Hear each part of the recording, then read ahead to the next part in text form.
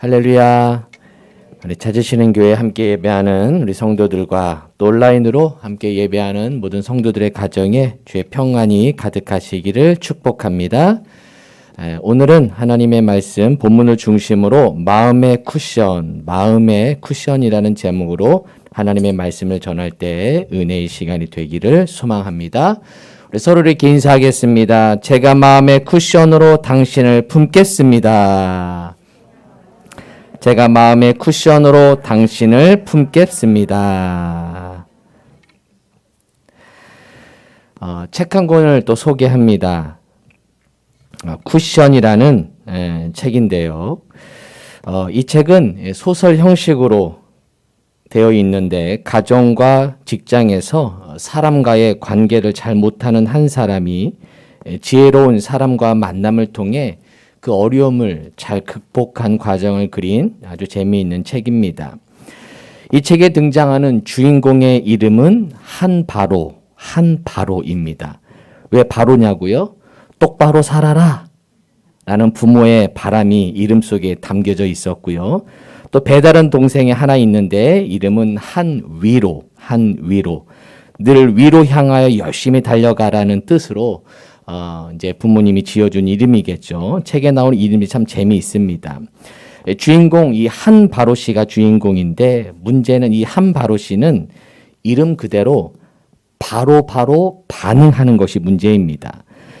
누군가 자신에게 서운한 말을 하면 바로 화를 냅니다. 바로 큰 소리를 냅니다. 가정에서 아내에게 바로 화를 내고 자녀에게 바로 화를 내다 보니 직장에서도 인간관계가 좋을 리 없겠지요. 그러다가 문제가 생겨서 직장을 옮기게 된 상황이 생기고 여기에 경제적인 어려움까지 닥치게 됩니다. 이때 한 통의 편지를 받게 되는데 그동안 자신이 몰랐던 할아버지에게 온 편지인 것입니다. 이 할아버지는 엄청난 부자인데 이 한바로 씨가 이 유산 상속자 중 한 사람이라는 것을 알게 되고 이 유산을 받기 위해서는 할아버지가 낸 문제를 푼 손자에게 그 모든 재산이 돌아간다는 사실을 알게 됩니다. 그래서 이 한바로 씨가 이 유산을 받기 위해 이 문제와 씨름하며 동분서분하는데 이 과정에서 자신의 할아버지의 일생을 알게 되고 그 할아버지를 부자로 만든 회사를 알게 되는데 그 회사는 재미있게도 스프링 회사입니다. 스프링 만드는 회사.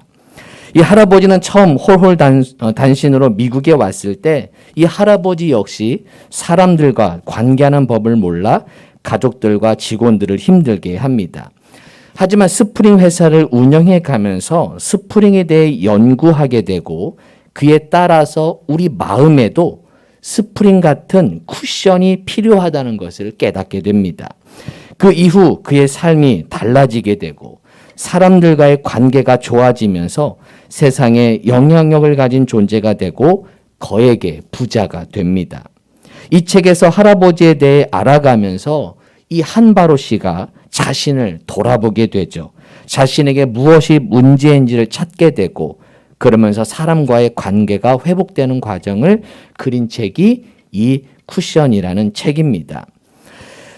이 책은 말 그대로 쿠션에 대한 이야기를 합니다. 여러분 쿠션이라는 말 들어보셨죠? 사전적 의미는 의자나 소파, 탈 것의 좌석 따위에 편히 앉도록 솜, 스펀지, 용수철 따위를 넣어 탄력이 생기게 한 부분을 이야기를 합니다.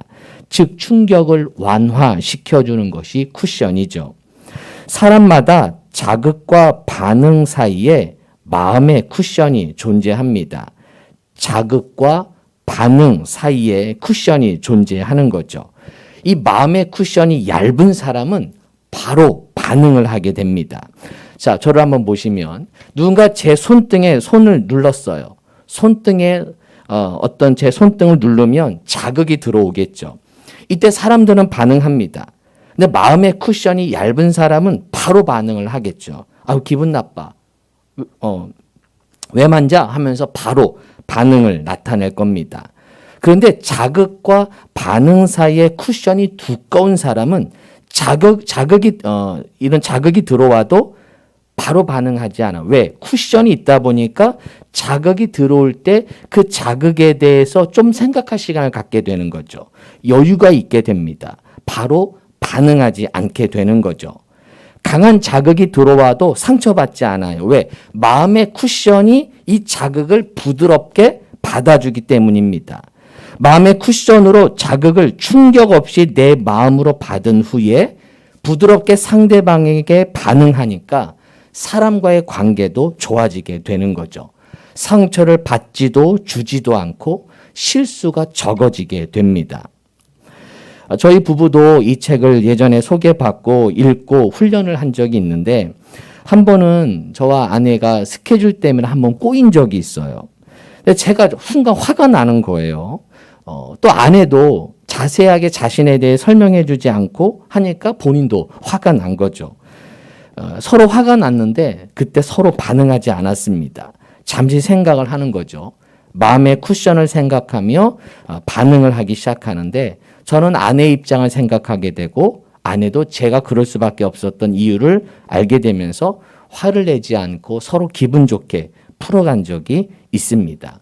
마음의 쿠션이 도움이 되는 것이죠. 우리 성경으로 돌아가 보겠습니다. 오늘 성경 이야기는 여러분이 잘 아시는 가나안 여인에 대한 이야기입니다. 이 가나안 여인 역시 문제를 가지고 예수님께 찾아가죠. 오늘 본문인데요. 22절인데요. 가나안 여자 하나가 그 지경에서 나와서 소리질러 이르되 주 다윗의 자손이여 나를 불쌍히 여기소서 내 딸이 흉악하게 귀신 들렸나이다 하되 딸의 문제를 가지고 이 가나안 여인이 예수님께 다가온 거죠. 해결해 달라고. 근데 문제는 예수님의 반응이 아주 차갑습니다. 아무런 대꾸도 하지 않으세요. 23절에 보시면 예수는 한 말씀도 무엇하지 아니하시니 대답하지 아니하시니 침묵하시는 거예요. 아니 내가 예수님께 요청했는데 왜 반응이 없지? 기분 나쁘죠. 이 여인 상처받습니다. 그러나 이 여인은 아랑곳하지 않습니다. 한 번 더 고쳐달라고 요청하죠.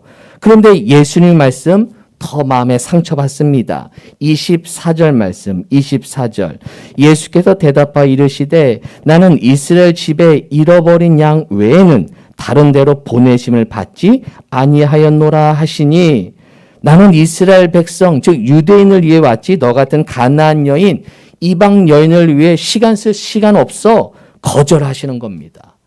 이 거절에 이 여인 또 상처받았을 것인데 여기에 연연하지 않고 또 요청합니다. 그랬더니 이번엔 더 엄청난 말을 예수님께 듣게 되죠. 26절 대답하여 이르시되 자녀의 떡을 취하여 어디에게? 개들에게 던짐이 마땅하지 아니하니라. 이 여인을 향해서 넌 개야. 이 말에 이 여인 또 상처받습니다. 여러분이 이런 엄청난 말을 들으면 여러분 어떤 반응을 보였을까요? 가만히 있기가 쉽지 않을 것입니다. 그러나 이 여인은 달랐습니다. 이런 수많은 자극이 들어오고 수많은 마음에 상처되는 자극이 들어왔지만 이 여인은 달랐어요. 왜? 그 마음에 쿠션이 많은 여인이었던 거죠. 그러자 이 여인은 차분하게 이 예수님을 향해 이렇게 대답합니다. 27절 여자가 이르되 주여 올소이다마는 개들도 제 주인의 상에서 떨어지는 부스러기를 먹나이다 하니 네 옳습니다. 네 맞습니다. 저 개 맞습니다. 저 이방 여인 맞습니다. 하면서 자기를 무시하는 자에게 오히려 당당하면서 여유 있게 대하는 이 여인의 모습을 한번 보십시오. 이 가나안 여인이 가진 그 마음의 쿠션이 보여지십니까? 엄청난 자극이 왔지만 그 자극에 흔들림이 없어요. 부정적으로 반응하지 않아요. 오히려 긍정적으로 반응합니다. 네, 맞습니다. 네, 옳습니다. 네, 맞습니다. 상대방의 엄청난 자극이 왔지만 그녀는 흔들리지 않는 것이죠. 이 여인이 가진 이 마음의 쿠션에 이 예수님이 감동받으신 거예요. 그러자 28절 이렇게 말씀하죠. 이에 예수께서 대답하여 이르시되 여자여 내 무엇이 크도다? 무엇이 크도다? 믿음이 크도다. 내 소원대로 되리라 하시니 그때로부터 그의 딸이 나으니라. 내 믿음이 크도다. 내 믿음이 크도다. 근데 여러분 이 본문 말씀 우리가 쭉 이해하니까 예수님이 이 믿음이 크도다는 말은 어떤 의미일까? 이거죠. 내 마음의 쿠션이 참 크구나. 와, 너 인격 대단하다. 내가 이렇게 공격했는데 잘 받아치네. 너 성품 괜찮다. 너 참 마음의 쿠션이 크구나. 라는 말로 들려지지 않으십니까?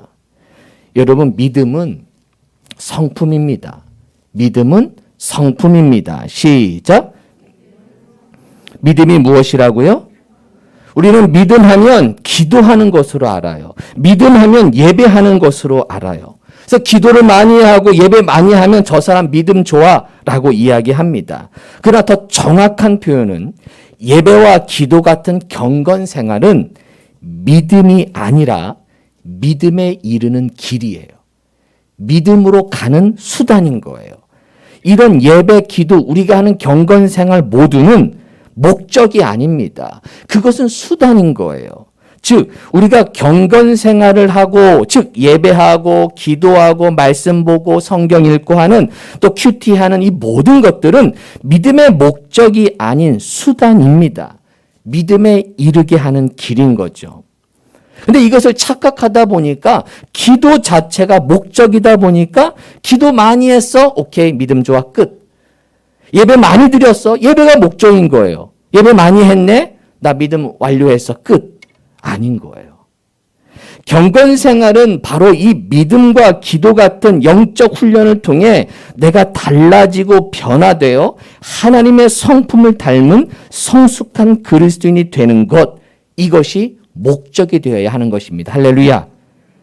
우리의 신앙생활의 목적은 이 경건생활 자체가 아닌 거예요. 그것을 통해 내가 달라지고 내 인격과 성품이 달라지는 것, 그것이 목적이 되어야 하는 것이죠. 기도하는 목적은 주님과의 사귐을 통해 나의 성품이 달라지는 겁니다. 성경을 보고 큐티를 하는 것을 통해 나의 인격이 달라지는 거예요. 그래서 믿음의 목적은 뭐냐? 성령의 열매를 맺는 것입니다. 믿음의 목적이 뭐라고요? 성령의 열매를 맺는 것. 내 믿음이 크도다. 내 믿음이 크도다. 너 성령의 열매를 맺고 있구나. 너 인내하고 있구나. 야, 그 어려운 상황에서 인내 잘하네. 너 성령의 열매 맺고 있구나. 라고 하나님이, 예수님이 말씀하시는 거죠. 그런 칭찬으로 듣게 되는 겁니다. 우리가 믿음 생활하는 목적, 성령의 열매를 맺기 위해 하는 것입니다. 성령의 열매 여러분 잘 아시죠? 자, 읽어볼까요? 오직 시작.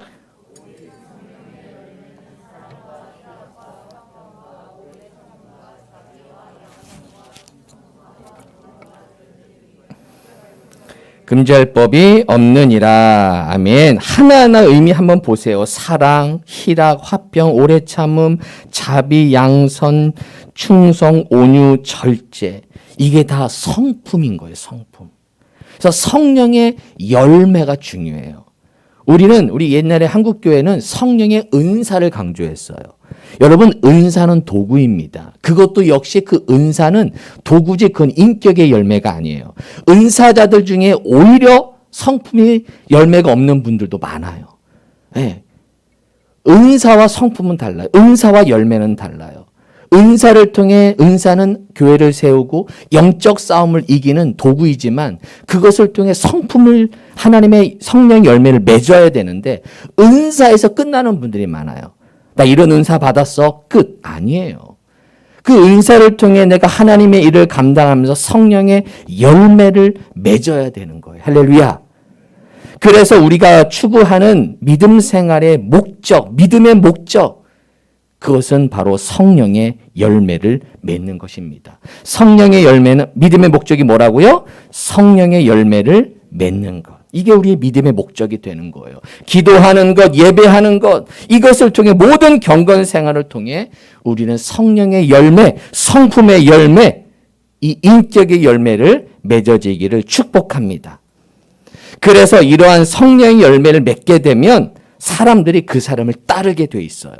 사랑의 열매를 맺어봐요. 사랑이 많으면 주변에 그 사랑 받으려고 사람들이 모여요. 온유한 사람 곁에 가고 싶어 합니다. 사람들은. 기쁨의 사람이 있으면 그 곁에 사람들이 모여 있게 되는 거예요. 닮아가고 싶어요. 따라가고 싶어요.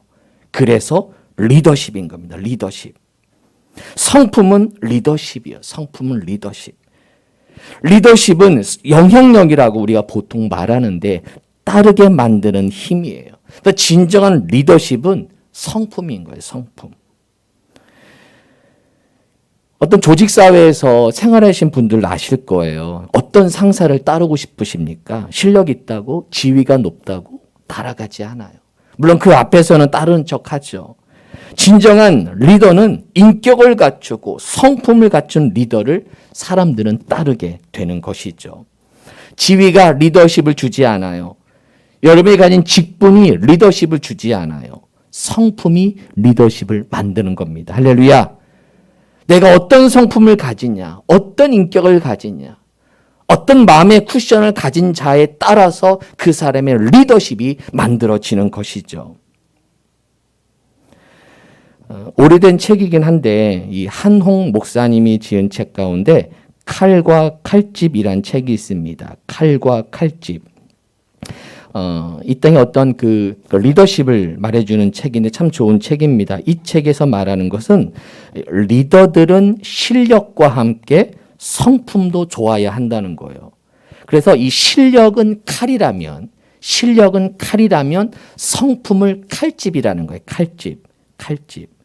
이 책을 제가 요약한 내용이 있어서 한번 인용해 보겠습니다. 영향력 있는 리더여, 예리한 칼과 함께 안정된 칼집을 준비하라. 명검일수록 칼집이 좋다. 칼집은 겸손이다. 내가 가진 것이 진리라면 겸손이라는 바구니에 담겨 전달되어야 한다.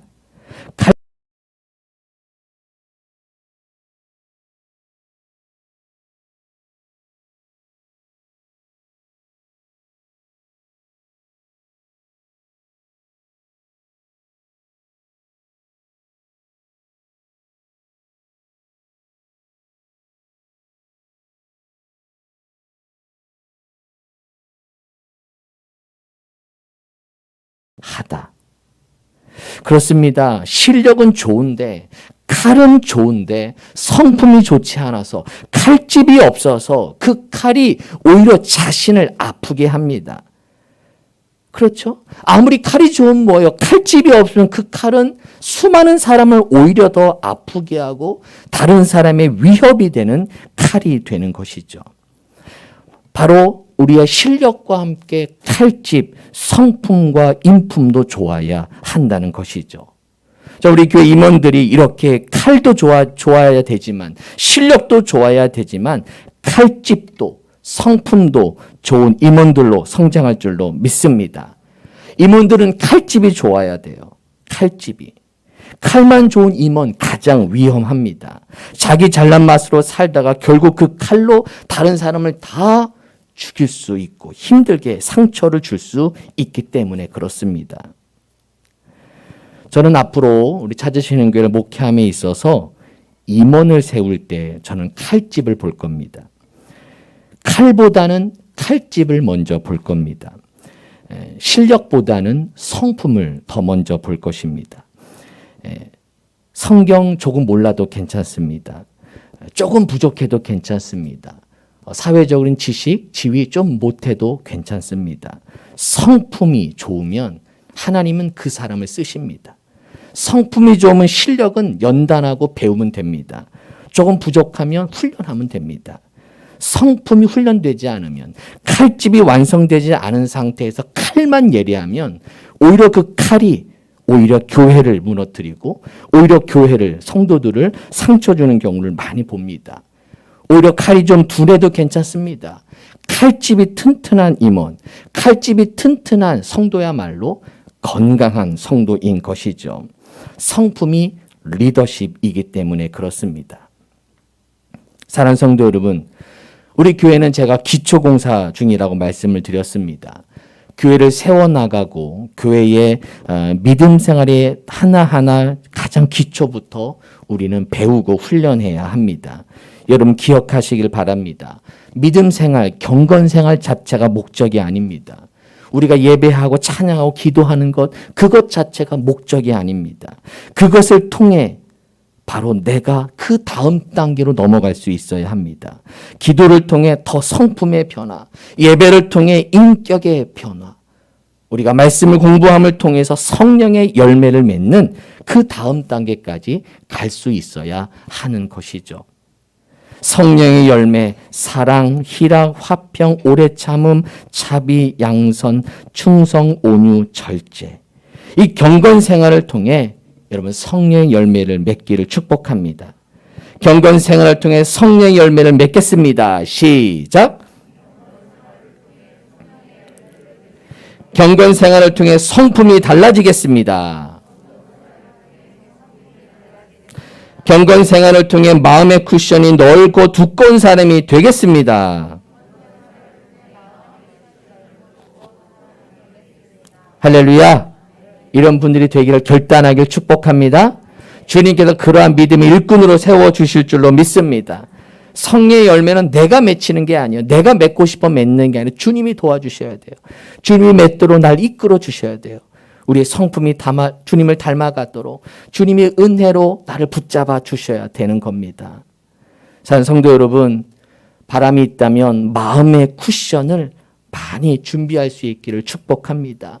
주님의 은혜로 내 마음의 쿠션이 두꺼워져서 어떤 자극이 오더라도 바로바로 반응하는 자가 아니라 사랑의 열매를 맺어 사랑의 마음으로, 온유의 열매가 맺어서 온유한 마음으로, 인내의 마음이 있어서 인내하는 마음으로 한 사람 한 사람을 품어줄 수 있는 그 마음, 그 넓은 마음의 쿠션을 가지고 모든 성도를 품을 수 있는 우리 모든 성도가 될 줄로 믿습니다.